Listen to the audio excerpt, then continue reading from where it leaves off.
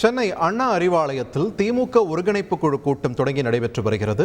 இது குறித்த கூடுதல் தகவல்களை எமது செய்தியாளர் தாயுமானவனிடம் கேட்கலாம். தாயுமானவன், வணக்கம். இந்த ஒருங்கிணைப்பு குழு கூட்டத்தில் எந்தெந்த முக்கிய பிரமுகர்கள் பங்கெடுத்துக் கொண்டிருக்கிறார்கள்? இதனுடைய முக்கியத்துவம் என்ன? விரிவாக பதிவு பண்ணுங்க.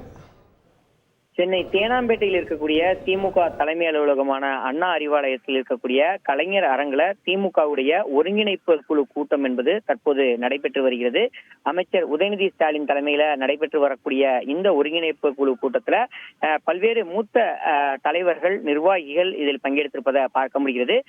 குறிப்பாக 2026 சட்டமன்ற தேர்தலை எதிர்கொள்ளும் பொருட்டு கட்சியில் மேற்கொள்ளப்பட வேண்டிய மாறுதல்கள் குறித்து திமுக தலைமைக்கு பரிந்துரை செய்ய இந்த குழு என்பது அமைக்கப்பட்ட நிலையில் தற்போது இது தொடர்பான விவாத குழு கூட்டம் தான் தற்போது நடைபெற்று வருகிறது. இந்த குழு ஏற்கனவே திமுகவை சார்ந்த சார்பு அணிகளுடன் தொடர்ந்து ஆலோசனைகளை மேற்கொண்டு வருகிறது. அந்த வகையில இந்த குழு இன்றைய தினம் ஆதி திராவிடர் நலக்குழு, விவசாய அணி, விவசாய தொழிலாளர் அணி ஆகிய அணிகளுடன் ஆலோசனையை தற்போது மேற்கொண்டு வருகிறது. இந்த குழுவில் இடம்பெற்றிருக்கக்கூடிய அமைச்சர்கள் KN நேரு, ஏவா வேலு, தங்கம் தென்னரசு, உதயநிதி ஸ்டாலின் ஆகியோர் தற்போது ஆலோசனையில ஈடுபட்டிருக்கிறார்கள்.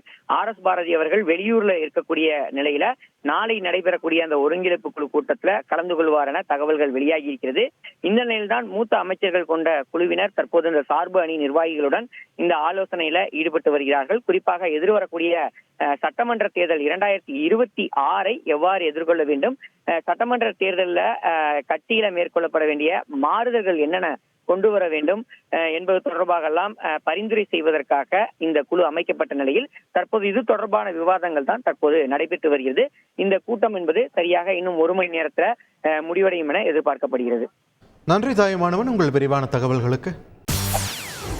செய்திகளை உடனுக்குடன் தெரிந்து கொள்ள உடனே சப்ஸ்கிரைப் பண்ணுங்க.